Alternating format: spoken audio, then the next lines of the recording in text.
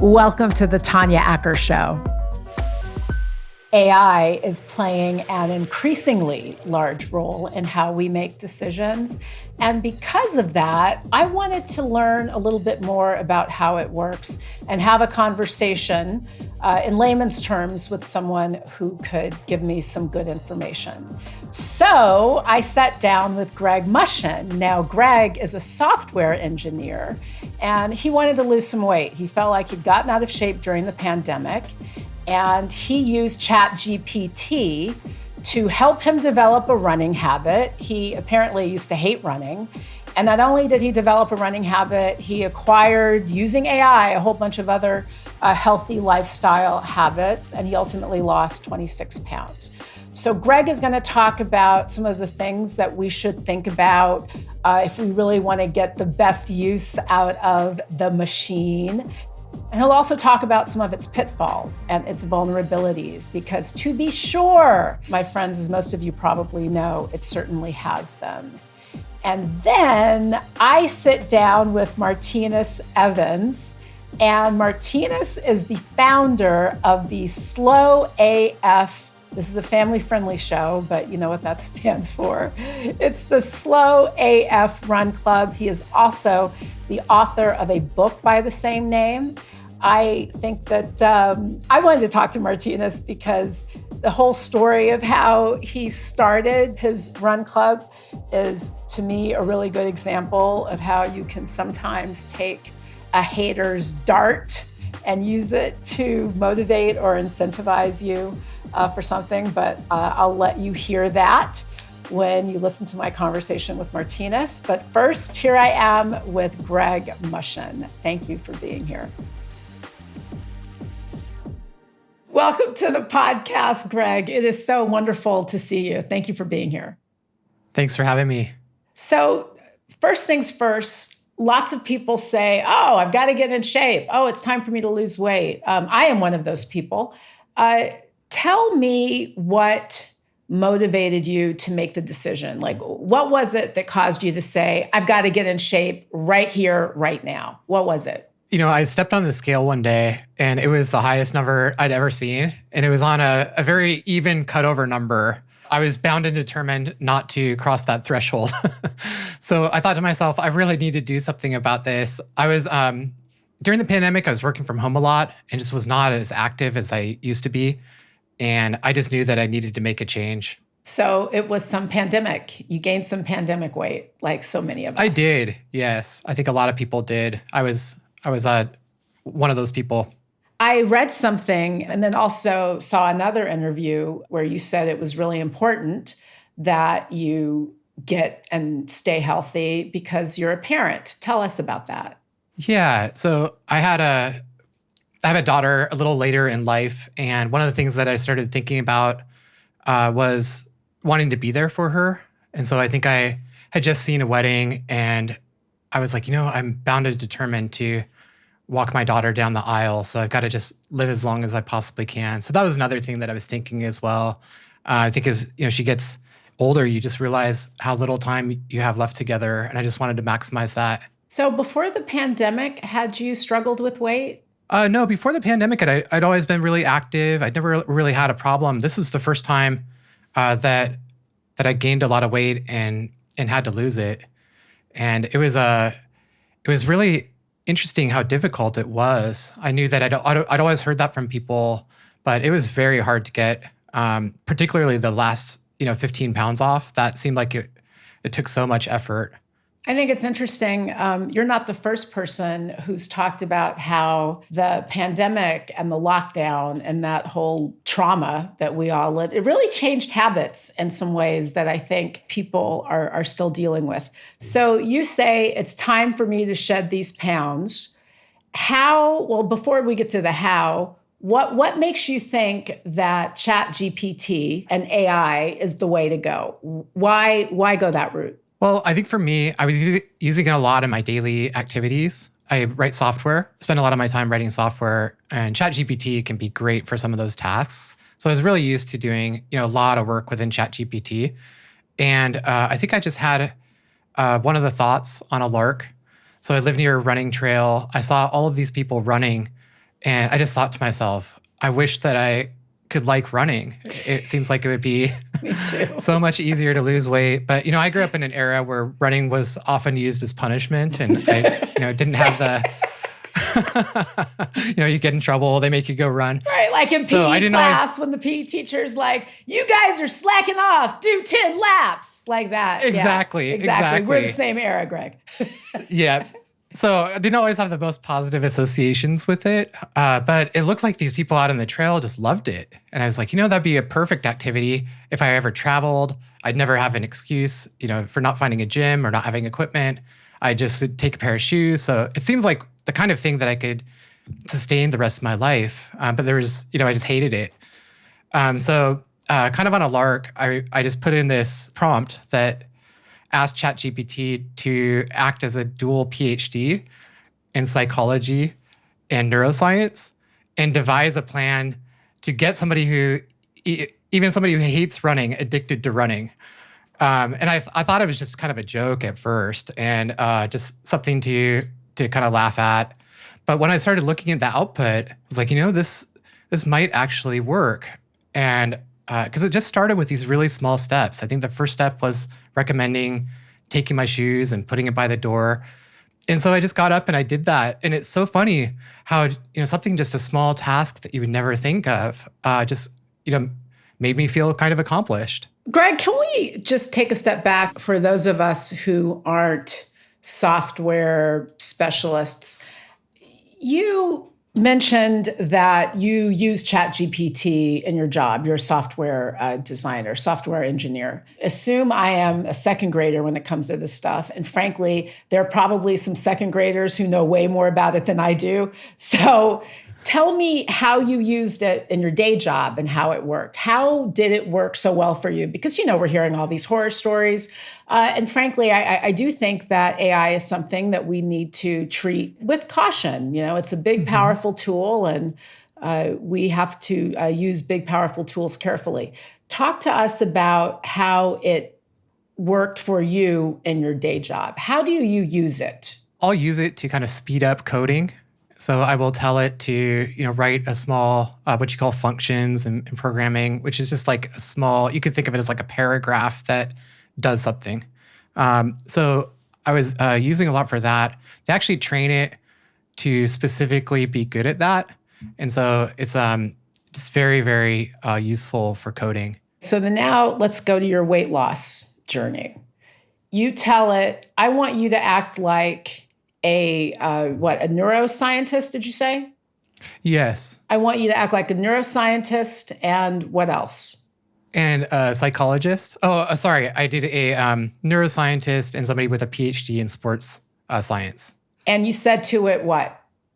Be these things and then do what for me? Yeah. So devise a plan that would help somebody who hates running get addicted to running. And then how did it start? What did it after you tell it these things, what does it tell you to do?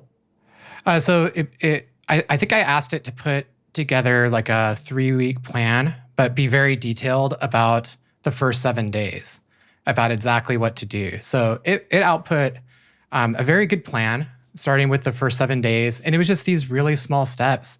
It was, I mentioned the first day was putting my shoes by the door so I'd see them. The second day, it was adding when I was going to run, like actually blocking out time for that in my calendar.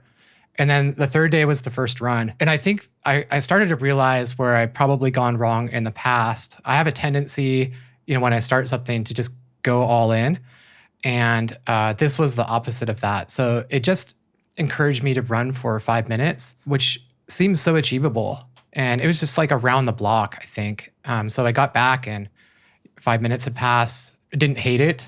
And that's where things started. The second day was to go for another 5-minute run. And then it slowly started increasing those. I think it had me take a rest day somewhere in there. But yeah, that's how it all started. And after like a week of just these really easy runs, I kind of started to look forward to it. What are the sorts of inputs that you have to give it? You've got a computerized psychologist who's able to aggregate expert information from psychologists everywhere.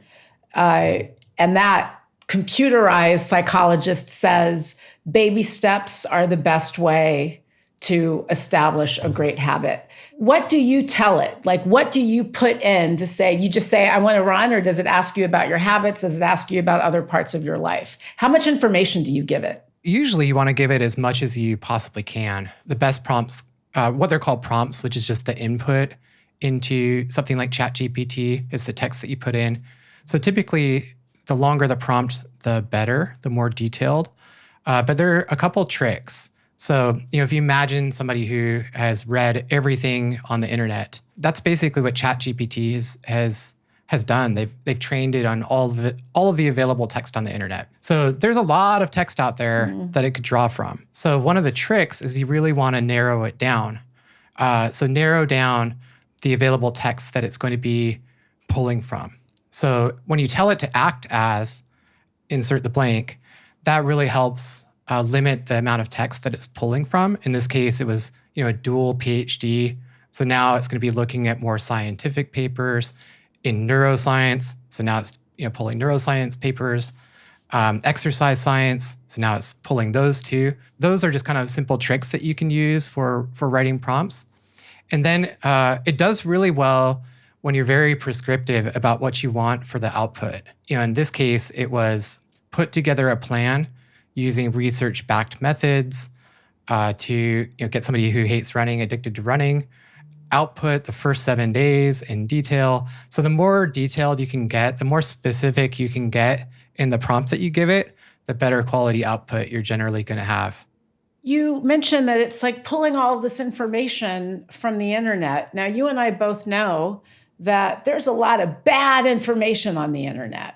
There certainly is. Right? So how do you know that when it's pulling all this information, it's sifting between the good and the bad, right? Like if someone could say, I really want to lose weight, and then it might try to direct you to somebody who's improperly selling Ozempic or something, right? So how do you know? How do you make the judgment call to determine that the prompts that it's giving you are actually things you should be paying attention to? Yeah, you bring up a very good point. So a lot of these models have a limitation, and they are notorious for what's called hallucination. And hallucination in this context is just outputting incorrect information or even making things up. So it's really important to check any of the outputs that you get and make sure that it's accurate, that it's safe. Generally, it's pretty good, but you still need to check. So in this case, I asked it to list the papers that it referenced and the scientific papers. And so it referenced those. I made sure that they were real because that's one of the things. It could literally, sometimes make up papers. So I made sure that those are real. I kind of skimmed through the abstract. And so that was one way that I did it, was just have it output what it was referencing and then just check those things to make sure that it was proper. It's such a good point because it goes to what a lot of, even proponents of AI have said, that you still need to have some kind of filter, some sort of human backstop. And you, in this case, were that backstop because you asked it, what's your basis for all of this information that you're giving me? And then you were able to make some judgments based on the sources that you received. That's really helpful, and I think it's important for people to know that. So it has you start slow? What are the incentives and things that it does to get you to push forward and go to the next level? One thing that I really realized after doing this was how powerful taking things slowly can be. I didn't realize that before, I guess to the extent that I did afterwards. But I think that when you take a step forward, you're kind of starting your journey, you're committing yourself. And the other thing that I think that you start doing is being a little proud of yourself. When you accomplish something, even if it's small, you feel good about it and it motivates you a little bit more to accomplish something else. I do think that starting small, taking really small steps can lead to very powerful things. And then also just going slowly and not making it miserable. I think that was the other thing. It really encouraged me to run at a really slow pace and gave me permission to walk if I needed to, So I think if I hadn't had those tips, I would have been out there probably, sprinting, and then I'd be really tired. I might get injured and I'd be less motivated to do it again. So I think having something that was actively encouraging me to take things slowly was so helpful. And then I used it a lot throughout kind of my journey. I used it to ask about injury prevention. It gave me different exercises that I could do to strengthen like my hip muscles, which are really important to running. I asked it about knee pain that I had one day and if I should, hold off on my run. It advised that I should. So I think another powerful, yeah, it is. It is pretty amazing. If I hadn't had that, I'm sure I would have just pushed through. So I think it's just pretty incredible how personalized it can be. And it's really powerful. You can just put in all of, your personalized stats and it can make recommendations based off that. You talk about the impact and the motivation of that comes with seeing progress. And I read that, and you just alluded to it, but I read an interview with you where you talked about how the impact that you saw from these small changes inspired you to make other changes, nutritional changes, other kinds of lifestyle changes. Tell us a little bit about that, if you would. When I started seeing these changes, it really made me wonder, like, what else could I change in my life? And could I use these same techniques to make other good habits? So one of them was nutrition. I wanted to make sure that I was getting enough calories, that my kind of macronutrients were right. Also, I always found it really hard. You can get the calories. It's really easy to put those out from like a calculator. You can get the macros. But what's more difficult is, okay, well, now how do I cook a delicious tasting meal from that meets those macros? So that was another thing that I had it do, was output like daily meal plans that would attain those macronutrients. I had it create like a spreadsheet of all of these different dish names. And then I would have it write the detailed recipe for the ones that I liked. That's how it helped me in nutrition. I was realizing that I probably wasn't sleeping as much as I could. Running had actually inspired me to get an Apple Watch. And then the Apple Watch, once I had that, I realized that, oh, wow, I'm not sleeping enough. I'm not getting enough deep sleep. And so I asked it how to improve that. It had some pretty amazing tips for how to go and improve my bedroom, make changes there so that it was a better sleeping environment, how to properly wind down for bed. I was doing a few things wrong, like using electronics way too late. I told it I was really bored and putting down electronics an hour before bed seemed really boring, and had it suggest things to do within that hour. Like what? What did it tell you to do? So it said, you could do some stretching. I'm like, oh, I could do, different running exercises during that time frame. It suggested that I, prepare for my next day. So like, putting clothes out, different things like that, reading. So after a while, it's kind of funny. I started to really look forward to that like wind down ritual, because I realized, oh, it's kind of great. You can journal a little bit, kind of empty your head of these thoughts, set out your clothes for the next day, kind of get things ready for breakfast, read a little bit, do some stretching or exercises. So I really kind of grew to like that routine. What do you think is the impact of having this platform or device that's not you kind of give you these prompts? Because some of this stuff, for certain, like we've been hearing for a long time, we should put the devices down. Our parents told us when we were little, get ready for the next day. Some of this stuff seems common sense, but it seems hearing it or reading it or absorbing it, from the machine,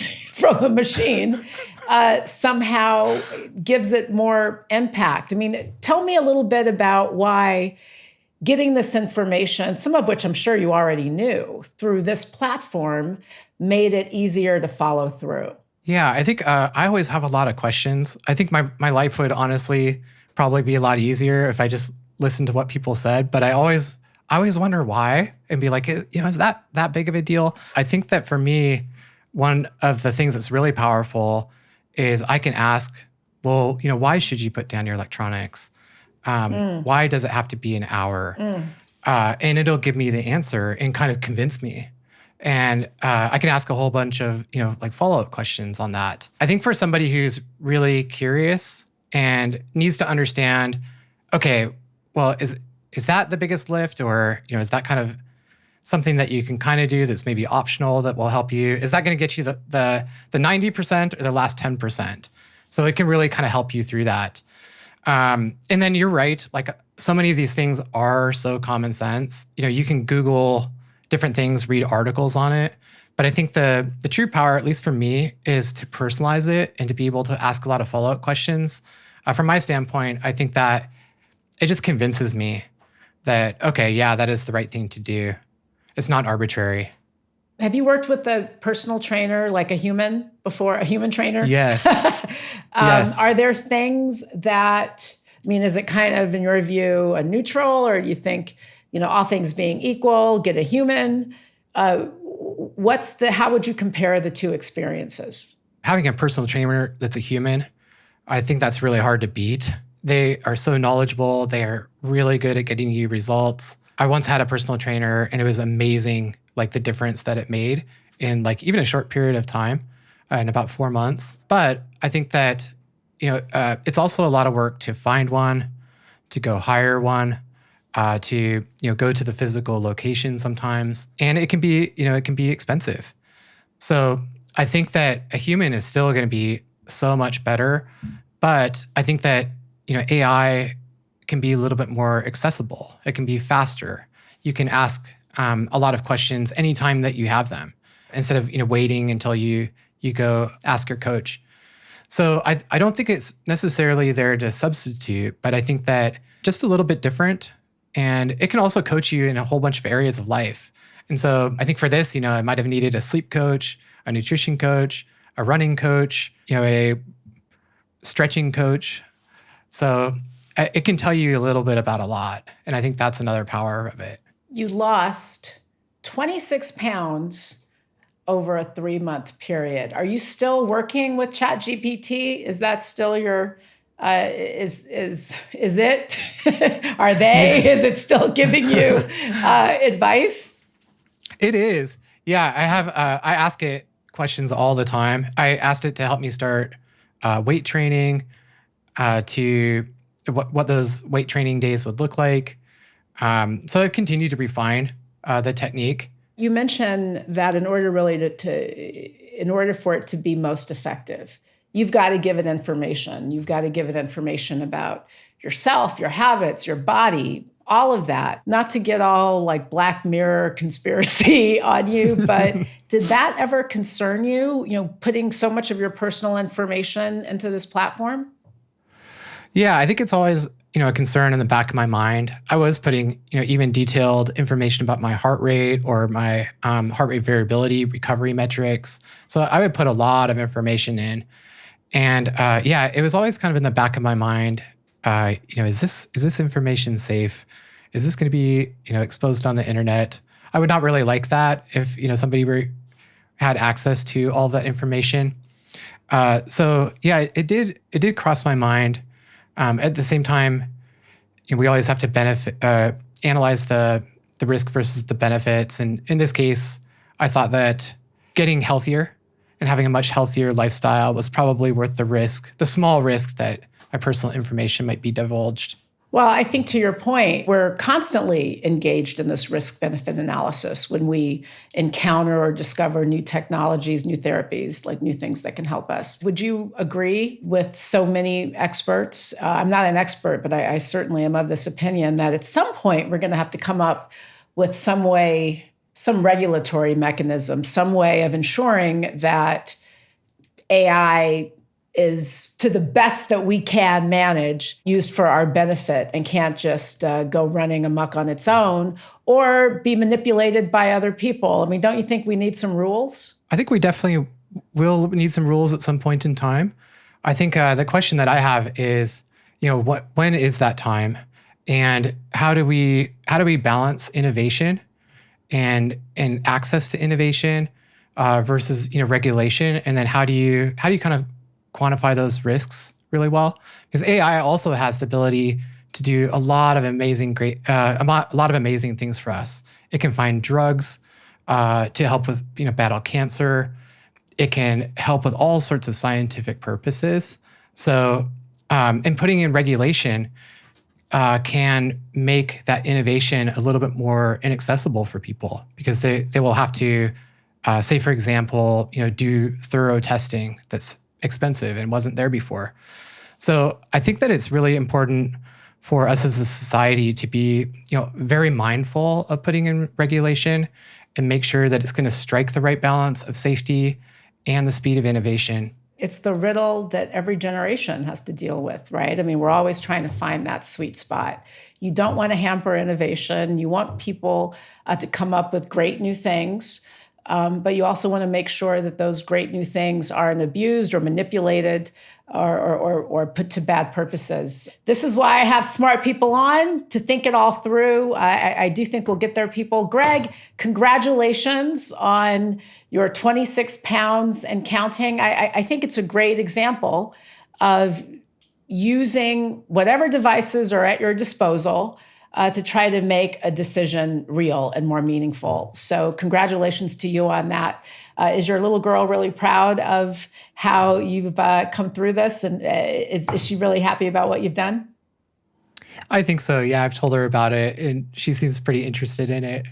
You're ready to walk her down the aisle, or she's got many, many, many more years yet? She's still 6, so hopefully there are a few years left. Boy, stay away from Greg's daughter. Partners, she's not ready yet. She's only 6.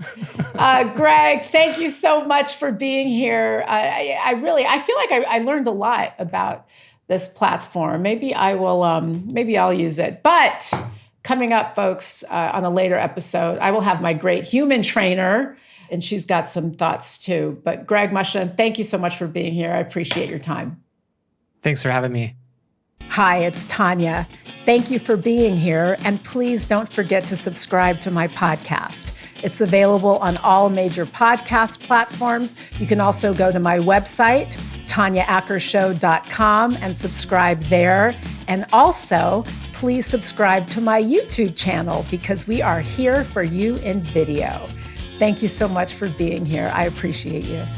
Now, here I am with Martinus Evans, founder of the Slow AF Run Club. Welcome, Martinus. Thank you so much for being here. Thank you for having me. First things first, I understand that Slow AF, such an awesome name, was born from a marathon. But first, let's talk about why you ran the marathon in the first place. Because my understanding is that it's because somebody told you that you shouldn't do it. Tell me about that. Well, life is all about people telling you you can't do something and you do it anyway. So back in 2012, I was working at Men's Warehouse at the time, and I started to develop some hip issues. So I went to go see a doctor. And as I'm sitting in this doctor's office telling them what's going on with my hip. Hey, doc, I just started this new job at Men's Warehouse. I'm wearing dress shoes all day. I used to play football. My hip hurts. Please help. The doctor looks at me and says, I know why you're in pain. Me, okay, well, why am I in pain then? And he was like, you're fat. Lose weight or die. So he then goes on to say, you need to start walking to lose weight and all this other stuff, right? And I'm like, this don't make sense because I'm already on my feet 8 to 10 hours a day on the sales floor. I was like, I'm going to run a marathon. And he was like, if you run a marathon, you will die. And I'm sitting there thinking, okay, lose weight or die. If I run the marathon, I'll die. You don't sound well. So I'm just going to try to run this marathon and we'll just see what happens. And then from there, I went to go buy some running shoes. And about 18 months after meeting that doctor, I ran my first marathon. How did you train for the marathon? Because that's got to be pretty off-putting. I mean, this isn't somebody just being mean. This is a medical professional saying, you're not healthy enough to do this yet. So how did you build up to it? How I did this, like I said, it took me about 18 months. So I started on this program called Couch to 5K. So it's like an app you can download on your phone, or you can download the program. And I started there. So I did Couch to 5K, and then started running some 5Ks, which is 3.1 miles. And then from there, I got a little bored. So then I started training for a 10K. And did the same thing, started running a couple 10Ks, and then started training for a half marathon, which is 13.1 miles, ran a couple of those. And then from there, I felt confident enough to actually fully train for a full marathon, which is 26.2 miles. Now let's talk about the club, because this is really kind of genius on your part. I think I read on mile 16 or so of the marathon, and this is a family-friendly show, so I'll just say some jerk, some unpleasant person starts taunting you. Yeah. And this leads to you doing the great thing that you did. So tell us what's happening. You're on mile 16 of the marathon. Meanwhile, dude who we're about to talk about was sitting there doing nothing while you're running. You're running. He says what? You do what? So yeah, I'm at New York City Marathon. So 40,000 people running this race. Mile 16 is the Queensboro Bridge. So anybody who ever ran this race, Queensboro Bridge is a very nasty bridge. First of all, there's no spectators, right? It's just you, the person next to you, and the sounds of the trains. So it's almost defeating. So I get off of this bridge and I get on First Ave, and there's this guy on the sidelines with a beer in his hand, and he's like pointing at me, right? So I'm thinking he about to give me a high five or something. So I'll go over there, I take off my earbuds, and he's like, you're slow. You're slow AF. And he tells me I need to go home. So I'm like, what? So in true New York fashion, I get in an argument with this guy, and I tell him he need to go home because he's the one that's drinking, and I'm the one that's running the race. So when I finish this race, I vowed to myself that I'm going to wear slow AF across my chest, just like the S on Superman. It was more of like a big middle finger to him, but also, I seen it as a badge of honor. So for individuals who are in the back, right, like people ridicule us, they point at us, they tell us lose weight, get faster. I've ran races where they ran out of water, ran out of snacks. I've gotten lost on races because they took down the directional signs. And in spite of all of those things happening, I still made it to the finish line. So for me, slow AF just meant like determination and encouragement, and to let everybody else know that they can do the same thing. And it also tells you something about the psychology of the hater, right? Because the hater's not running. The hater's sitting there with a beer talking about something that he's not even able to do. I mean, it's such a wonderful story because I love how you took that, kind of intentional negativity and turned it into something great. And now your running club has over 10,000 members all over the country. 16,000 members. 16,000 members. Yes. I read that one of the rules of the club is that it's not about weight, because this is not about running, to look a certain way. It's about running for the love of it. Why is that important for you to communicate to people? So my thing is that this, what would a world look like if we took shame out the picture and we just added joy? And for me, what that means is adding joy into physical activity. So Tanya, a lot of people that I coach, they follow in this cycle. They're overweight. Somebody tell them they need to lose weight, yada, yada, yada. They get their courage to start being active. They're active for about 2 or 3 weeks. And then they look at the scale and they don't lose weight. Or sometimes they may even gain weight. And then they get discouraged and don't want to exercise anymore, right? And my notion is that everybody should be active, full stop. Regardless if you lose weight or not lose weight, there's so many benefits to being physically active, heart rate, blood pressure, A1Cs, all of that stuff gets fixed in a positive way by being physically active, whether or not you lose weight or not. So my notion inside the Run Club is that we don't talk about weight loss. We only talk about how to be physically active and what are the things you need to stay motivated to be physically active. This running journey really inspired you to kind of embrace fitness and health as a profession too. Am I right about that? Tell us about that. Absolutely. Running has took me to places that I've never been to in my whole life, right? So now, this is what I do full time, right? I'm the founder of this Run Club. I go run races. I go speak to people, and it's really about preaching the gospel that everyone should be active and then finding ways so that they can be active. Are you finding that the space that you've created is giving rise to more people who look every kind of way, embracing their bodies and physical activity and being comfortable out there on the road? Absolutely. That's really the goal. Like even the goal with Slow F Run Club, our goal is to inspire 1 million people to start running in the body that they have now. It don't say 1 million skinny people. It just says 1 million people. So we're there to inspire all people to just be active. And what you also said is that you're there to help the sport of running be more accommodating. Because, by the way, I did a marathon on a bike once. Okay. I ran a half marathon a while back, and that's it. Like, I'm done. I don't need to do anything else with marathon in the word. But what I'll say is this, and that I'd probably be, one of the ones further in the back. What's great is that you're reminding people that, you need to have snacks, you need to have water. Like, it's not just about the people at the front of the pack. You want to make sure that everybody has a comfortable time, and everybody's comfortable and has a good time. How often do you go out now? So what's your running routine? So before I got on this, I'm currently on a 40-date book tour. So my running schedule is a lot different now versus back then before this book came out. But I would say I typically run 3 to 5 days a week, depending on if I'm like training for a marathon. If I'm training for a marathon, it's more towards 4 to 5 days a week with a long run on Saturday or Sunday. When I'm not training for anything, it can go down to about three times a week, running about 3 to 5 miles. Talk to us about your book. So Why my did book, you want to do that? Mm-hmm. Absolutely. Slow F Run Club, the ultimate guide for anybody who wants to run. This book here is the how-to manual that I wish I would have had when I first started running 10 years ago. So how the book is broken down is that each chapter has a cautionary tale. So something that I encountered throughout my running journey, be it somebody heckling me or be it me running and feeling lightheaded because I haven't ate nothing all day, and so on and so forth. And me providing tips and tricks for those individuals to not fall in the same pitfalls that I found when I started running.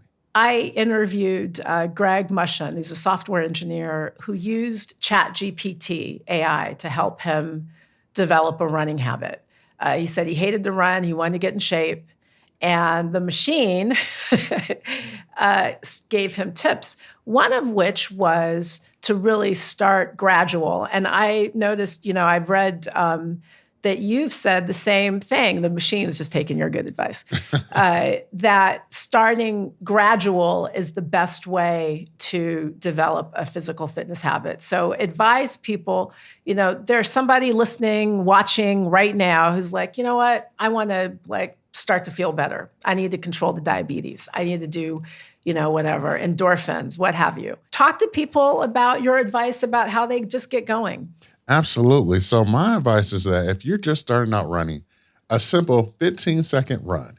Anybody can run for 15 seconds. So go out there, run for 15 seconds, and then walk for 1.5 minutes.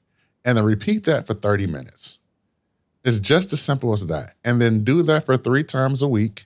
And then after doing that for 3 weeks, increase from 15 seconds to 30 seconds. So now you run for 30 seconds and say maybe you walk for a minute instead of 1.5 minutes. And you continue to increase your running every week and decrease your walking until you get to the point where you're just running straight through. Very easy. And then at what point, how long does it take to get to the 5K if you're doing that? So program? It'll take you anywhere between 8 to 10 weeks from getting off the couch and running consistently to get to a 5K.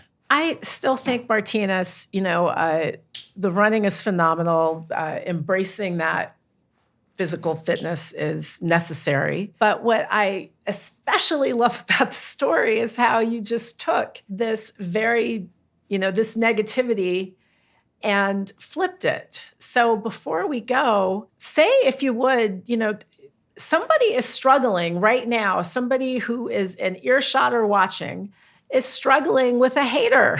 They're struggling. I just know it. There is somebody struggling with a hater. Give people some good advice for handling the hate and turn it and flipping it. So I would tell people is that every obstacle that you encounter is an opportunity to show up and prove yourself and other people that you can do it. Yes, it's the haters, but I think the thing that I learned the most is that I've said worser things to myself than any hater can say.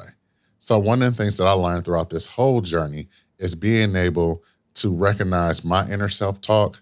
And one of the things that I do inside the book is rename my inner critic to Otis. And basically what I do with this inner critic is be able to have conversations and reason with it so that I'm no longer talking and saying those nasty things to myself. Are you able to shut Otis down? Absolutely.